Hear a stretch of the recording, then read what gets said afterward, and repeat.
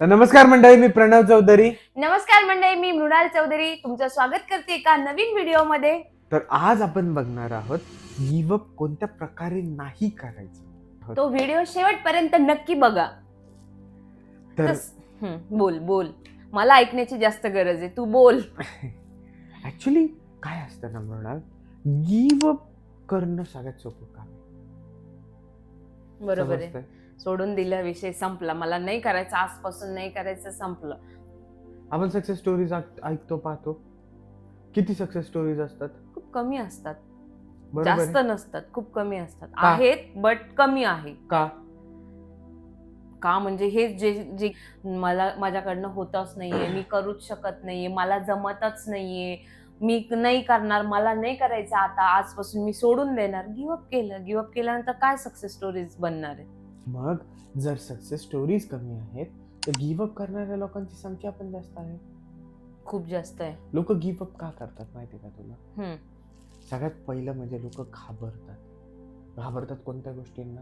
माझ्याकडनं चुकलं तर, नाही झालं तर, मी फेल झालो तर मग मी काय करणार आहे? मग सगळं वाया जाईल, खराब लोक काय होईल. म्हणतील? लोक काय म्हणतील, हा तर खूप मोठा पॉइंट आहे की लोक काय म्हणतील जर मी चुकलो तर, जर मी फेल ठरलो तर, जर यशस्वी नाही झालो तर. लोग आएंगे, फेलियर का मेडल डालेंगे और बोलेंगे सिंसियर नहीं था ना तो कर नहीं पाया. आणि आणखीन एक पॉइंट पण आहे जी की गिव्हअप करण्याचा कंटाळा, आळस हा पॉइंट सुद्धा आहे. हा पण महत्वाचा पॉइंट आहे की ठीक आहे, कम्फर्ट झोन मध्ये गेलेले असतात किंवा नाही तेवढं स्ट्रगल किंवा तेवढे करण्याची तयारी नसते, फक्त सहजासहजी जी गोष्ट मिळते ती करण्यासाठी लोक रेडी असतात. जे स्ट्रगल करून, जे हार्डवर्क करून, जे स्मार्ट वर्क करून, थोडंसं जास्त डेडिकेशन देऊन काम करण्याची लोकांची टेंडन्सी नाही, त्याच्यामुळे पण लोक गिव्हअप करतात. ऍक्च्युली गिव्हअप करणाऱ्या लोकांची टेंडन्सीच बिल्ड होती गिव्हअप करायची, माहिती तुला? त्यांचा कोणत्याही गोष्टीकडे पाहण्याचा दृष्टिकोन सुद्धा निगेटिव्ह होता. तर जे लोक गिव्हअप करतात, सदान कदा गिव्हअप करतात, ते लोक आयुष्यात काहीच करू शकत नाही. त्यांचे स्वप्न अपूर्ण राहतात, त्यांची कधी ग्रोथ होत नाही, ना त्यांचं कधी भरभराटी असते, ना त्यांना कोणी रिस्पॉन्सिबल म्हणून ओळखतात, ना त्यांच्यावर कोणत्या जबाबदाऱ्या टाकल्या जातात, ना त्यांना नवीन काही एक्सपोजर भेटतं, ना ते स्वतःच्या नजरेत स्वतःला चांगलं समजतात किंवा कॉन्फिडन्स असतो. ते कायम स्वतःला काहीतरी त्यांची सेल्फ इस्टीम कायम लो असते. तर मंडळी, ह्या सगळ्या गोष्टींवरती मात करायची कशी? किंवा जर स्वप्न अचीव करायचे आहे, कॉन्फिडन्स वाढवायचा आहे, नवीन गोष्टी शिकायच्या आहेत, एक सक्सेस व्हायचा आहे, तर त्यासाठी काहीतरी करणं आहे ना. सगळ्यात पहिली गोष्ट, तुमचा माइंडसेट बदला. माइंडसेट बदला म्हणजे एक्झॅक्टली काय? तुमचं थॉट प्रोसेस चेंज करा. काय? कोणत्याही गोष्टीकडे पाहण्याचा दृष्टिकोन चेंज करा. हा, ही गोष्ट आहे, ही मला करायचीच आहे. आपण कोणती गोष्ट हातात घेताना काय करतो? त्याचा आउटकम काय येणार याच्याबद्दल विचार करतो. ज्यावेळेस तुम्ही आउटकम किंवा त्यातून मिळणारा फायदा किंवा त्यातून मिळणारी तुमची बढती किंवा त्यातून मिळणारं सॅटिस्फॅक्शन, ह्या गोष्टींकडे तुम्ही बघण्याला फोकस करताल. दोन गोष्टी, कोणत्याही गोष्टीबद्दल विचार माणूस कसा करतो? मला घर घ्यायचंय. Okay, let's take a example. मला घर घ्यायचंय, माझं स्वतःचं घर, त्याला मी डेकोरेट करेल, त्याच्यात मी पाहिजे तशा गोष्टीही करू शकतो. माझं स्वतःचं छप्पर राहणार, ज्याच्यात मी फर्निचर करू शकतो, स्वतः म्हणजे इमॅजिन करतो, ती लाईफ जगतो. इवन सोसायटीमध्ये माझं एक स्टँडर्ड असेल, हा याचं स्वतःचं घर आहे, स्वतःचं XYZ वॉट एव्हर द गोष्टी इज. तीनदा शिफ्टिंग करणं नाही, तीनदा रेंटनी चेंज करणं नाही. तो एक पीस ऑफ माइंड राहतो, राईट? इन केस जर भविष्यात काही झालं किंवा हे झालं तर तुमच्याकडे ती इन्व्हेस्टमेंट राहते की तुम्ही ती घर विकून ते पैसे हे करू शकता, कॅश करू शकता, राईट? पण हे झाले याचे पॉझिटिव्ह दृष्टिकोन. लोक निगेटिव्हली कसा विचार करतात? घर घेण्यासाठी मला एवढी अमाऊंट भरावं लागेल, बापरे, एवढं डाऊन पेमेंट भरायचं, बापरे किती मोठी ती परत फेड करायची, किती मोठा मला EMI येणार, मग मी ते कधी करणार, मग मी ते कधी सगळं नील होणार, आणि 20 वर्ष लागणार, आणि 20 वर्ष मी फक्त हप्तेच भरत बसणार, आणि 25 वर्ष. अबे तुम्ही जर निगेटिव्हली फोकस करायला लागलात तर तुम्हाला सोन्यामध्ये सुद्धा काही ना काहीतरी बरोबर आहे. बरोबर आहे. मग सगळ्यात पहिले तुमचा माइंडसेट चेंज करा. बघण्याचा दृष्टिकोन चेंज करा. दुसरी गोष्ट म्हणजे छोटे छोटे गोल सेट करा.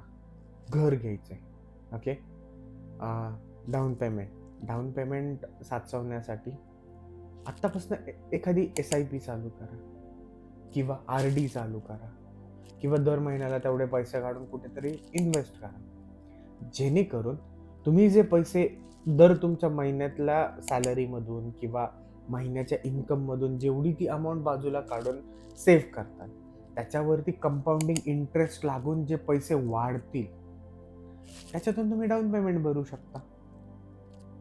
बरोबर आहे.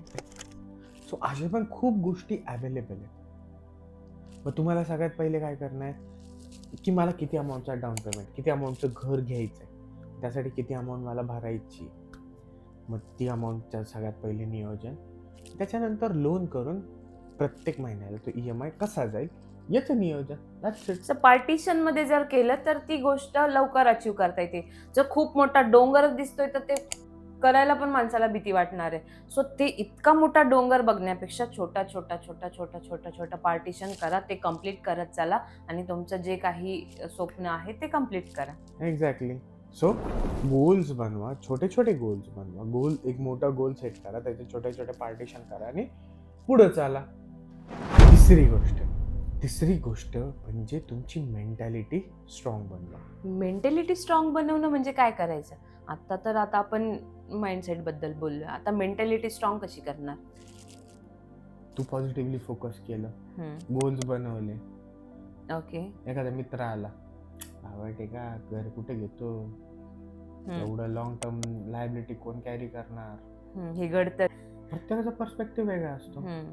प्रत्येकाच्या लाईफ मधले गोल्स वेगळे असतात, प्रत्येकाच्या लाईफ मधला फेज वेगळा असतो, प्रत्येकाला लाईफ मध्ये वेगवेगळ्या चॅलेंजेस असतात. प्रत्येक जेते ज्याच्या त्याच्या फेज नुसार, जेते ज्याच्या त्याच्या चॅलेंजेस नुसार सांगत असतो, ज्याचं त्याचं मत मांडत असतो.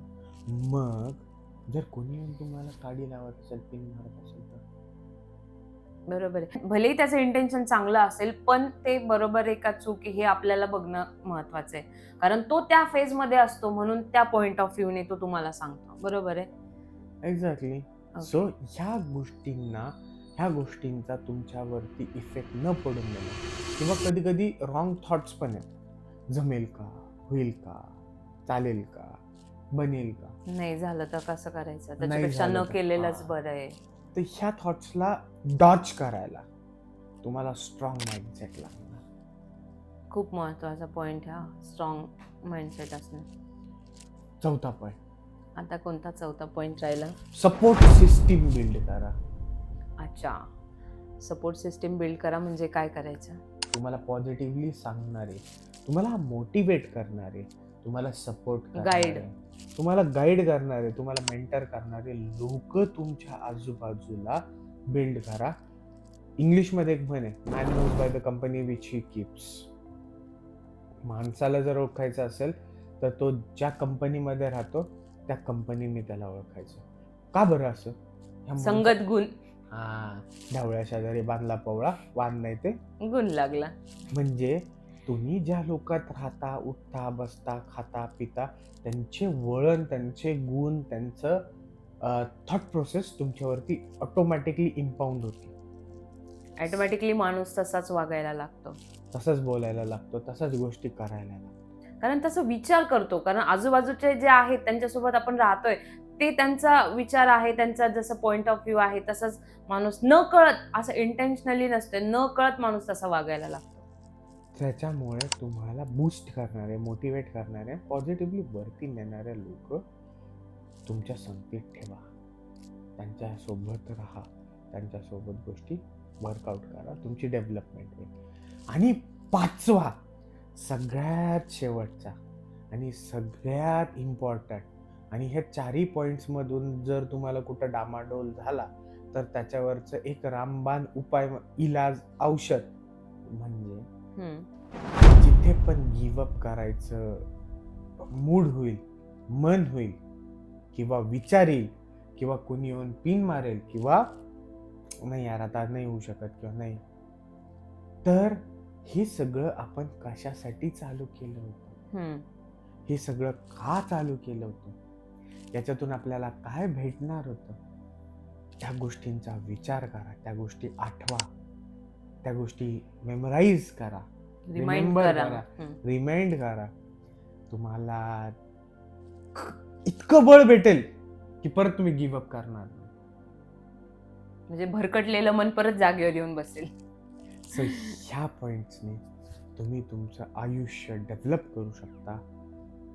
गिव्हअप करणं, माघार घेणं, सोडून देणं ही वृत्ती तुमच्या आयुष्यातून, हो काही काही ठिकाणी माघार घ्यावी लागते, काही काही ठिकाणी गिव्हअप करावंच लागतं, काही काही ठिकाणी गिव्हअप नाही केलं तर तुम्ही मूर्ख ठरता.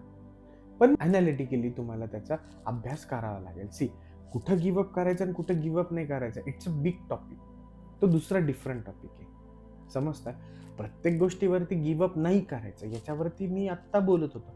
काही काही गोष्टी जिथं तुम्हाला फायदाच होत नाहीये, जिथं तुम्हाला एक्सपेक्टेड रिटर्न्सच भेटत नाही, रेशोज भेटत नाही, तिथं तुम्ही जर कॅरी फॉरवर्ड केलं किंवा टॉक्सिक रिलेशनशिप्स असतात, त्याला गिव्हअप करण्यात मध्येच ते अॅनलाइज करून केलं पाहिजे. प्रत्येक गोष्टीतच ठीक आहे चालतंय, चालू द्या, रेटतोय बळजबरी, तर त्यात पण काही पॉईंट नसतो. एक सर्टन पॉईंट नंतर गिव्हअप करून आपलं नवीन जे आहेत दुसरा मार्ग अवलंबला पाहिजे. तर चला मंडळी, हा व्हिडिओ इथेच संपवतो. असं आम्ही दोघं होप करतो की ह्या व्हिडिओतून तुम्हाला गिव्हअप का नाही करायचं, कसं नाही करायचं हे समजलं असेल. तुम्ही तुमच्या जीवनात हे गोष्टी अवलंबताल, याचं सगळं तुमच्या जीवनात तुम्ही आणताल आणि गिव्हअप करणं हे सोडून देतात.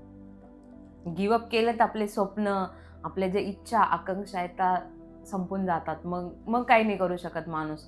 सो कधीच गिव्हअप नका करू. जे आपल्याला पाहिजे ते अचीव करा, त्याच्यासाठी धडपडा, त्याच्यासाठी येताय प्रॉब्लेम, स्ट्रगल करताय करा, पण एक पिरियड नंतर, एका टाइम नंतर माणूस अचीव करतो. म्हणून कधीच गिव्हअप नका करू. लाईफमध्ये शेवटच्या वेळेस गिव्हअप करा, ते म्हणजे गिव्हअप करणे.